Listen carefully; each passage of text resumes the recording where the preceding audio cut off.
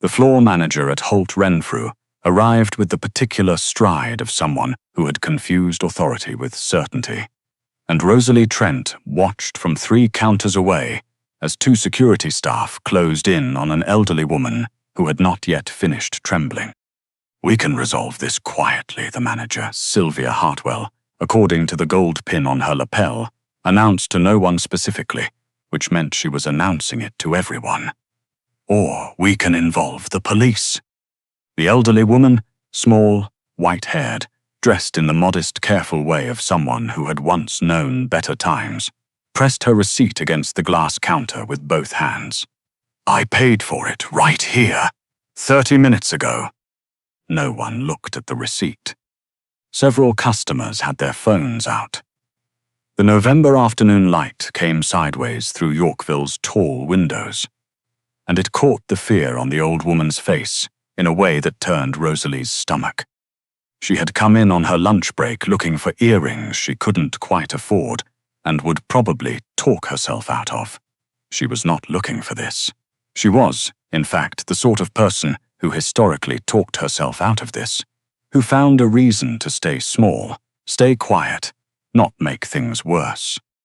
She crossed 3 counters in about 4 seconds. "What's missing?" she asked, stepping between Sylvia Hartwell and the elderly woman before fully deciding to do so. Sylvia's expression shifted. "This doesn't concern you." "A diamond pendant," said one of the security staff, slightly thrown by the interruption. "The lady was seen at this counter and then..." "Then what?" "Then the item wasn't where it should be." Rosalie looked at the receipt still pressed flat on the glass, then at the woman behind her, whose breathing had gone shallow. "May I see the footage?" Sylvia's chin lifted. "We're not required to." "No." Rosalie kept her voice even. "You're not. But you're also not required to humiliate someone in public before you've confirmed anything actually happened." Sylvia Hartwell had not been corrected in her own store by a woman in a no-name parka in several years. The experience appeared to surprise her. She reached past Rosalie and took the elderly woman by the elbow. Not violently, but with the proprietary firmness of someone who has decided a person belongs to them now. Rosalie moved without thinking. Her hand closed over Sylvia's forearm. Sylvia pulled back hard, and the motion sent Rosalie sideways into the jewelry cabinet behind her. The corner caught her above the elbow. She felt the skin split before she felt the pain. She straightened up, did not move away. "You're not touching her again," Rosalie said. The boutique had gone completely quiet. The police arrived 11 minutes later. The store's footage was reviewed in the manager's office, on a monitor surrounded by people who had stopped pretending this was routine.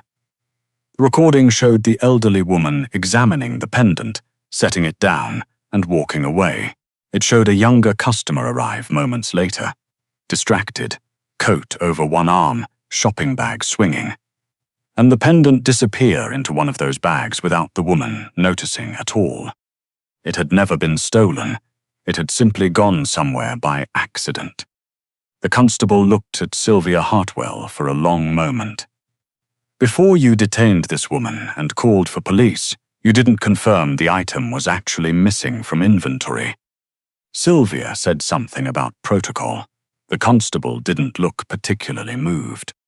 Eleanor, the elderly woman gave her name as Eleanor Carver, accepted Sylvia's subsequent apology with a quietness that said she knew the difference between an apology and a formality. "I hope the next time is handled better," she said simply, and that was all. Outside in the cold, Rosalie pressed a folded tissue against her elbow and waited for the bleeding to slow. Eleanor appeared beside her, hands folded, watching the traffic on Bloor Street with the composure of someone who had survived worse things than this and chosen not to catalogue them. "You didn't have to do that," Eleanor said. "I know. You're hurt." "It's minor." Rosalie glanced at Eleanor's wrists, the faint redness where the security staff had gripped. "Are those sore?" "A little." Eleanor looked at her wrists as though noticing them for the first time. I've had worse." They stood together in the cold for a moment, two strangers with no particular reason to still be talking. "Can I get you a cab?" Rosalie asked. "I live 3 blocks from here." Eleanor glanced sideways. "You can walk with me if you like. You look like someone who needs to sit down." Rosalie laughed, which surprised her. "I'm the one who got knocked into a cabinet." Exactly. By the time Rosalie got back to the office at Meridian Import and Logistics, she was 40 minutes late, and her elbow had a bandage improvised from the first aid kit under the kitchen sink. She sat at her desk and opened the quarterly ledger and tried to remember what she had been doing before lunch. She didn't think about Eleanor Carver again that afternoon. That evening was different.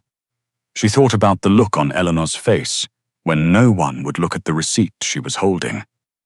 About how small a person could be made to feel in a room full of people doing nothing. She thought, I hope she got home all right. She had no way of knowing. The Carver residence in Rosedale was the kind of house that didn't announce itself.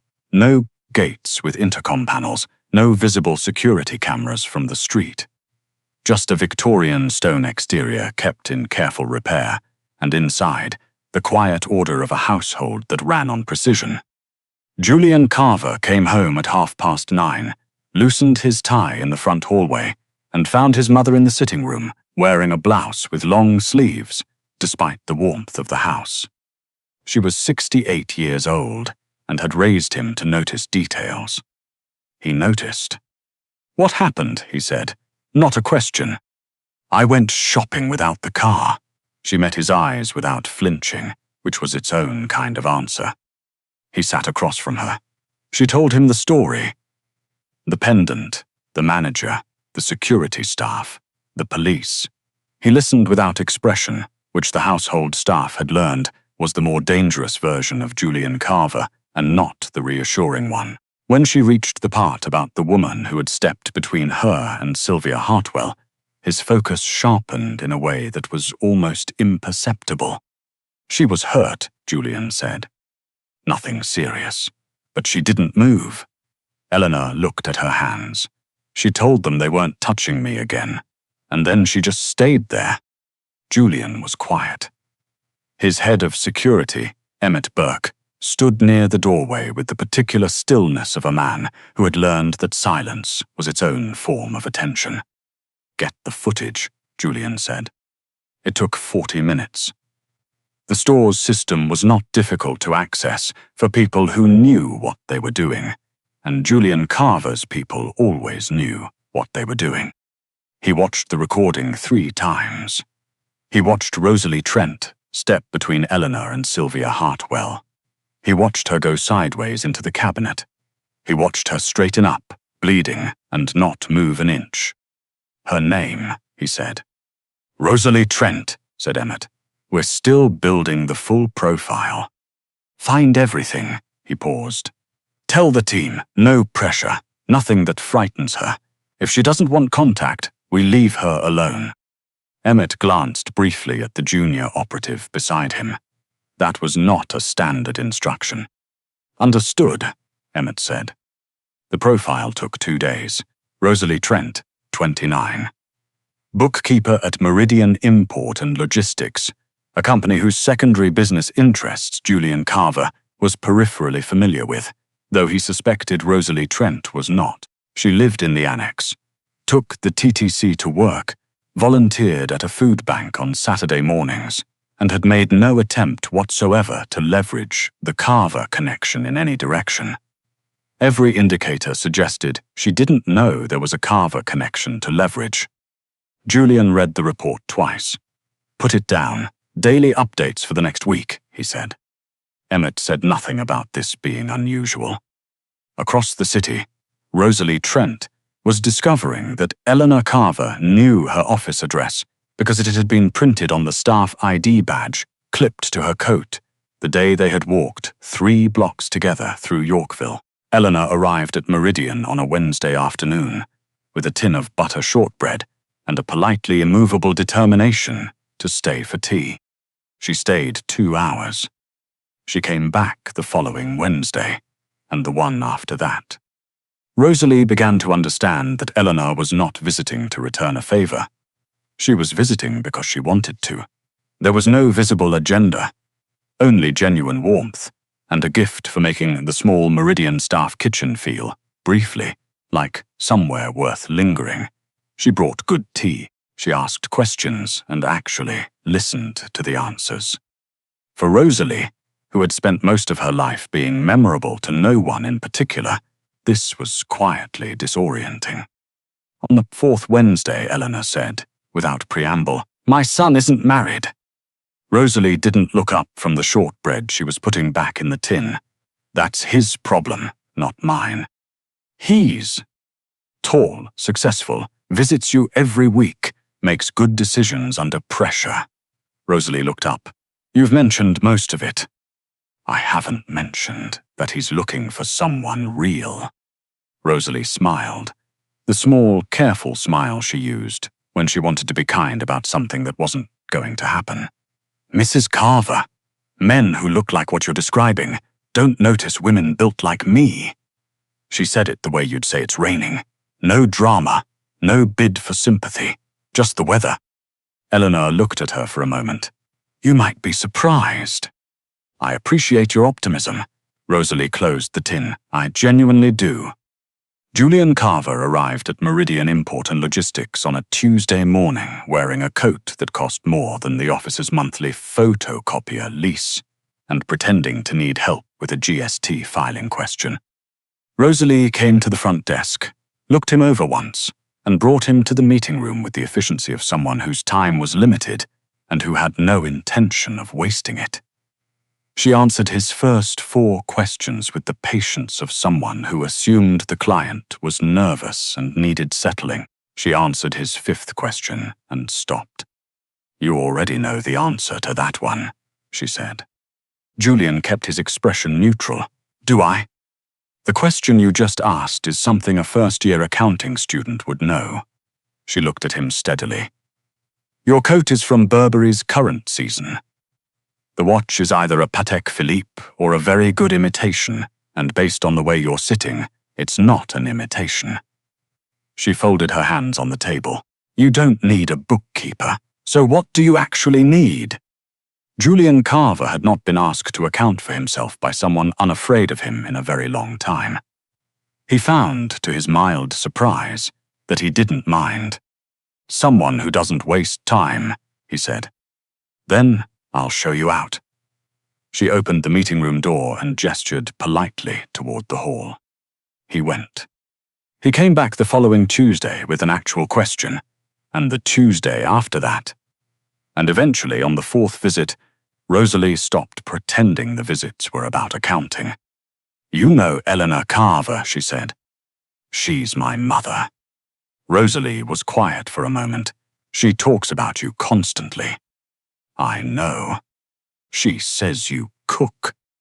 Occasionally. She says you never forget a birthday. He tilted his head. I pay someone to send the reminders. So you remember to pay someone. Rosalie considered this. That might be the same thing. The Carver Foundation's annual gala was held at the Fairmont Royal York Hotel in early December, when King Street was lit with the particular optimism of a city that had committed to winter and decided to make peace with it. Eleanor extended the invitation to Rosalie 4 separate times before Rosalie agreed, and the deciding factor was Eleanor saying, I need someone there who will tell me honestly if the canapés are undercooked.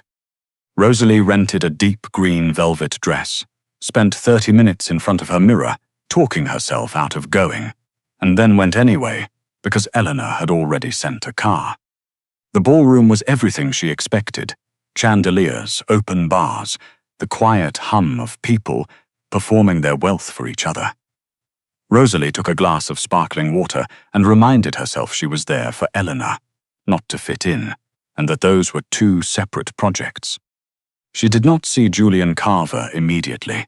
She felt the room shift slightly in a way she couldn't name. She did see Sylvia Hartwell. Sylvia was across the room, working the edges of a group near a luxury brand display, in a gown designed specifically to be noticed.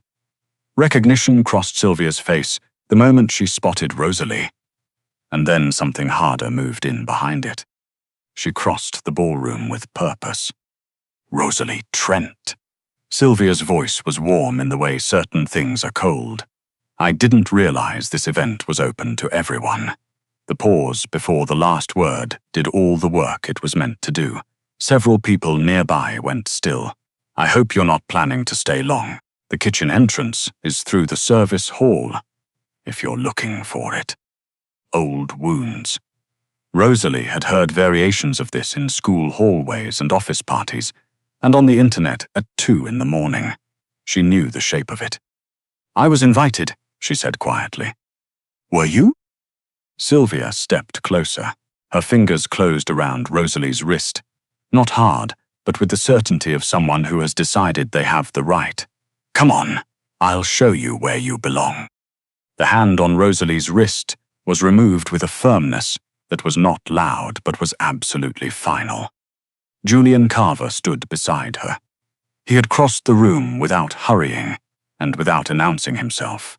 He released Sylvia's wrist, and Sylvia, who knew his name, and more importantly knew what his name meant, stepped back immediately.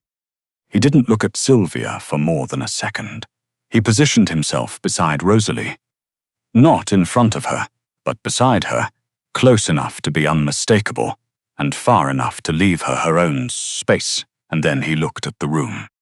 The woman you just spoke to, he said, and his voice was the particular quiet that carries further than shouting, walked into a Yorkville boutique 6 weeks ago where my mother was being detained for something she didn't do. An entire room watched. She was the only one who moved. He didn't gesture to Rosalie. He didn't need to.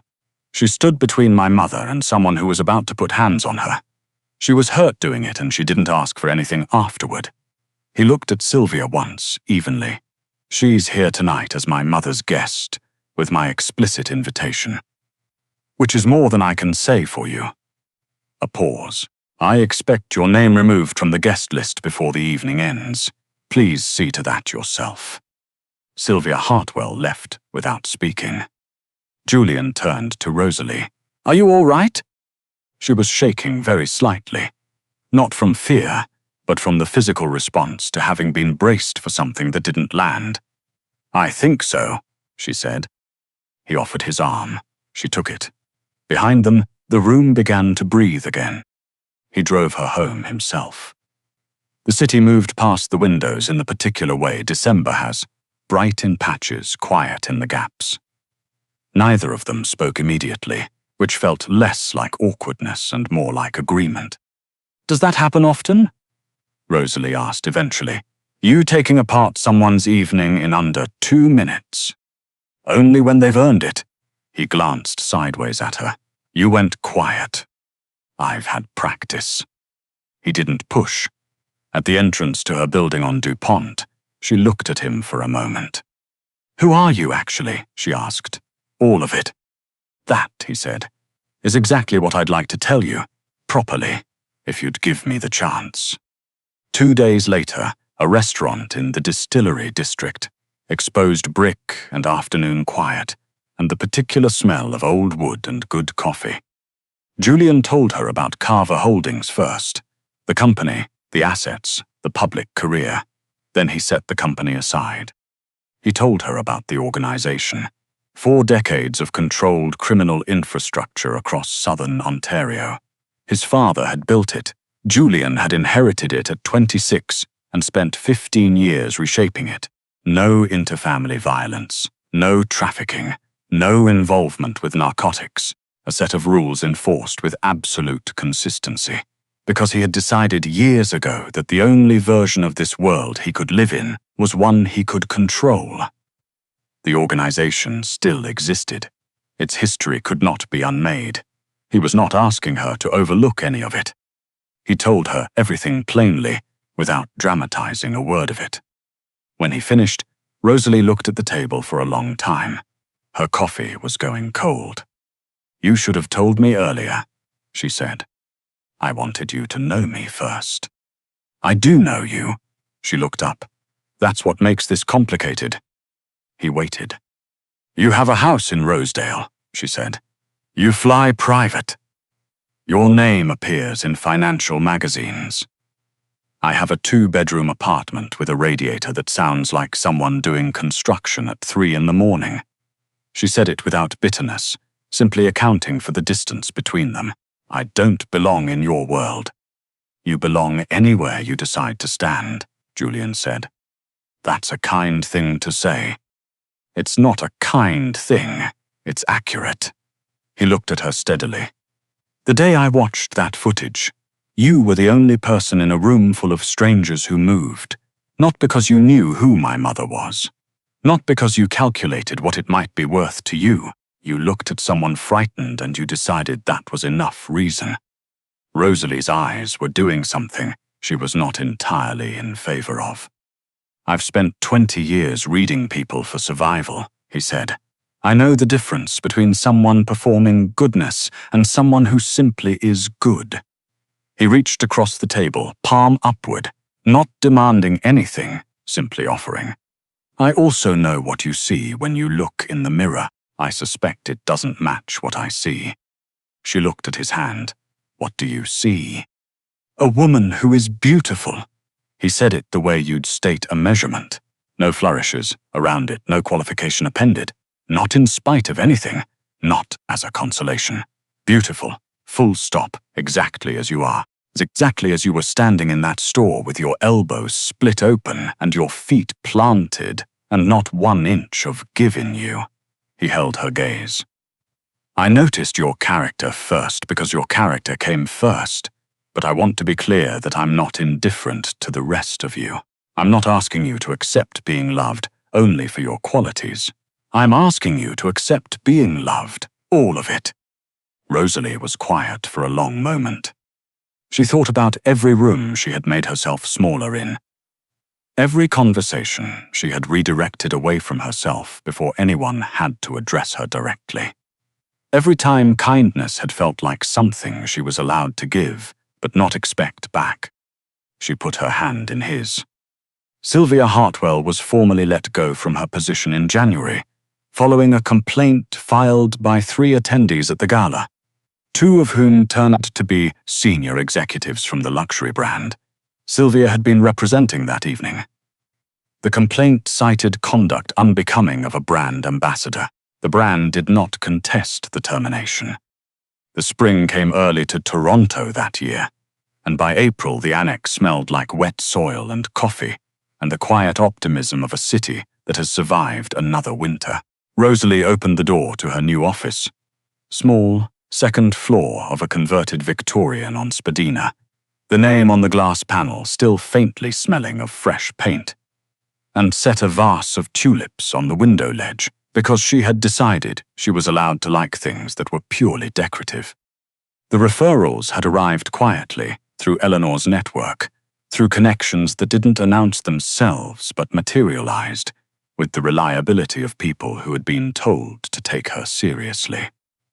Rosalie had not asked for help. She had done good work, and the work had found the attention it deserved. On the first Sunday in May, Eleanor hosted dinner at the Rosedale house. The dining room was full of noise and interrupted sentences, and the particular organized chaos of a table where people were genuinely glad to be together. Emmett Burke had been invited, as he occasionally was, and sat at the far end applying himself to the lamb with the focused dedication of a man who did not take a good meal for granted. "When is he going to do it?" Eleanor asked Emmett, in the manner of someone who wants an answer loud enough for the room to hear. Emmett considered this. "I'm not privy to that timeline." "Surely he's consulted you." "He has not. He consults you on everything else. He seems to feel this particular decision falls within his own area of competence." Rosalie, who had been reaching for the water glass, stopped reaching. From the hallway, Julian had left the room briefly. There was a silence that felt deliberate.